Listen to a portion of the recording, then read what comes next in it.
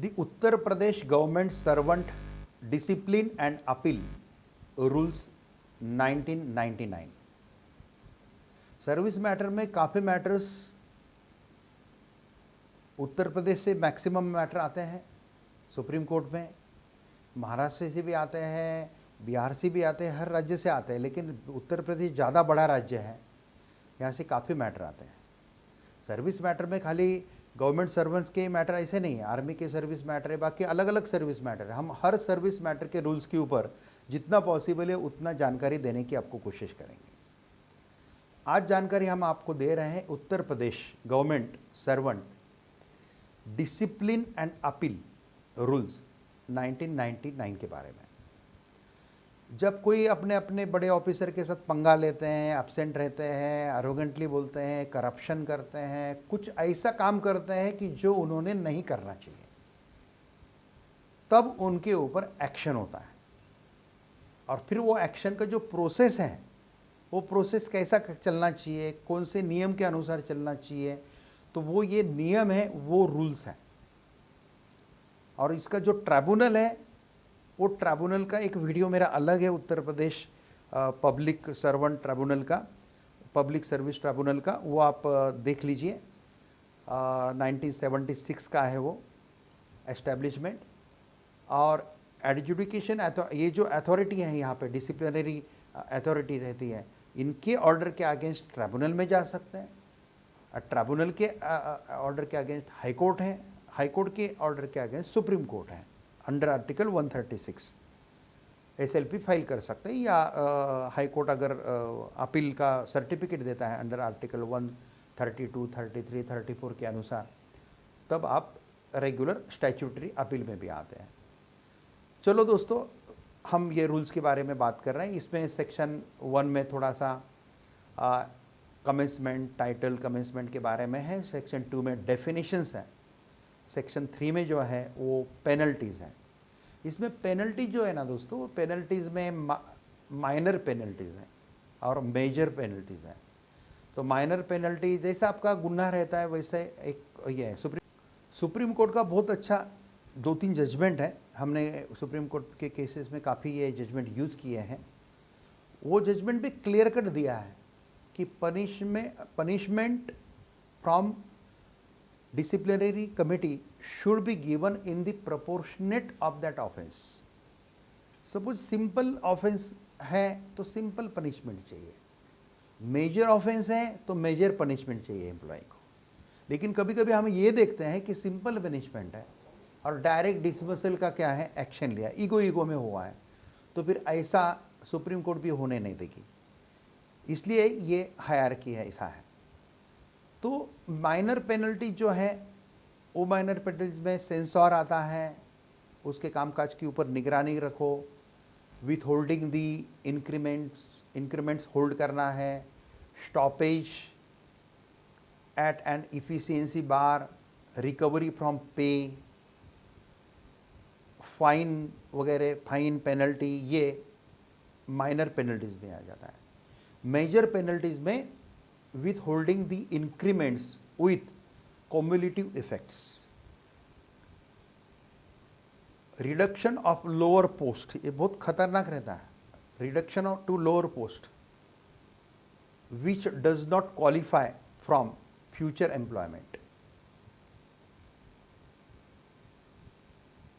reduction to a lower post के बाद removal from the service, उसके बाद डिसमिसल फ्रॉम द सर्विस, ये मेजर पेनल्टीज हैं। लेकिन इसका एक्शन कैसे होती है कि जब कंप्लेंट आता है, फिर उसकी इंक्वायरी ऑफिसर अपॉइंट होता है। जनरली इनके ऊपर एक्शन लेने का, इनको डिसमिस करने के जो अधिकार है, इनके ऊपर के अधिकारी को है। तो ऊपर के अधिकारी या ऊपर के अधिकारी का जो डिपार्टमेंट है, वो डिपार्टमेंट क्या करता है, इसके लिए सेपरेट एक इंक्वायरी ऑफिसर अपॉइंट करते हैं कंप्लेंट आने के बाद। और वो इंक्वायरी ऑफिसर उसकी इंक्वायरी करता है, इंक्वायरी करके फिर चार्जशीट जो है ये फाइल करता है। सब सेक्शन अलग अलग सेक्शन में दिया है। सेक्शन 4 में सस्पेंशन है, तो इंक्वायरी जब तक चालू रहती है तब तक सस्पेंशन होता है। सस्पेंशन में भी पगार देना नहीं देना ये ऑर्डर में रहता है। मोस्टली सस्पेंशन में हाफ तो भी पगार दिया जाता है। ओके, और सस्पेंशन जो है ये लीगल है नहीं है वो ये खास देखना है, क्योंकि इसमें बहुत सारे सस्पेंशन का जो सेक्शन है 4, इसमें 1, 2 में A, B ऐसे 3 ऐसे 4 बहुत सारे क्लॉजेस हैं, 9 तक क्लॉजेस है। तो बारीक से एक भी क्लॉज में अगर सस्पेंशन आपका ऑर्डर डिफ़ॉल्ट में आता है तो सस्पेंशन का ऑर्डर ही नल एंड वाइड है, तो फिर वो एप्लीकेबल ही नहीं रहेगा। तो ये ऐसे वकील लोग दिमाग लगाते रहते हैं जो नीचे के ट्रिब्यूनल में या हाई कोर्ट में काम करते हैं, उनको ये दिमाग लगाना पड़ता है। हमारे पास जब सुप्रीम कोर्ट में मैटर आता है तो हमको ये अलग से, ये तीनों ने जो दिमाग लगाया उससे ज़्यादा अलग दिमाग लगाना पड़ता है, और तब जाके, क्योंकि अंतिम कोर्ट है यहाँ पे, या इसके आगे कोई कोर्ट नहीं है। सेक्शन 5 में पे allowances etcetera in suspension period का बारे में जिक्र किया है। सेक्शन 6 में डिसिप्लिनरी अथॉरिटी है, जो मैंने आपको बोला कि डिसिप्लिनरी अथॉरिटी जो है वो अपॉइंट की जाती है, और डिसिप्लिनरी अथॉरिटी जो है वो कैसे अपॉइंट की जाती है उसका प्रोसीजर दिया है, सिस्टम दिया है। फिर 7 में procedure for imposing major penalties, major penalties impose करने का प्रोसीजर दिया है। इसमें फिर चार्जशीट उसका फाइल करो, फिर सामने वाले को उसकी जो उसका जो कहना है रिटन स्टेटमेंट है वो दो, फिर उसकी हेयरिंग होती है, इंक्वायरी होती है, chief examination, cross examination, argument, सब नीचे होता है, और फिर बाद में उनका अंतिम डिसीजन होता है। और वो डिसीजन अगर एप्लीकेबल नहीं है, एक्सेप्टेबल आपको नहीं है, तो फिर आप अपील में ट्रिब्यूनल में जा सकते हैं। और ट्रिब्यूनल के बाद यहाँ से अपील ट्रिब्यूनल में 90 डेज का दिया है। इनका जो ऑर्डर है ये ऑर्डर से अपील ट्रिब्यूनल में 90 डेज का दिया है। 90 ट्रिब्यूनल से हाई कोर्ट का अपील 60 डेज में दिया है, या रीट पिटीशन भी डायरेक्ट हाई कोर्ट में अंडर आर्टिकल 226, 227 जाता है। और हाई कोर्ट से जो हमारा SLP जो आता है सुप्रीम कोर्ट में अंडर आर्टिकल 136, इसको 90 डेज की मर्यादा है। लेकिन कभी भी ये पूरा पीरियड ना ले, जब आपको अपील में जाना है तो इमीडिएट जाओ, वकील को चांस दो, वकील को समय दो आपका केस स्टडी करने का, ड्राफ्ट करने का, मसाला डालने का, केस लॉज ढूंढने का। और हमारे पास तो टीम वर्क रहता है, हमारे पास तो 5-5 लॉयर एक एक केस के लिए काम करते हैं, एक केस लॉज ढूंढता है, एक ड्राफ्ट करता है, वो सब आने के बाद हमारे पास आता है, हम वो सब देखते हैं, हम हमारा मसाला डालते हैं, क्वेश्चन ऑफ लॉज ये सब डालते हैं, केस लॉज डालते हैं, ठीक ठाक है, फॉर्मेट ठीक है, ओके करने के बाद हम पार्टी को देखने के लिए भेजते हैं।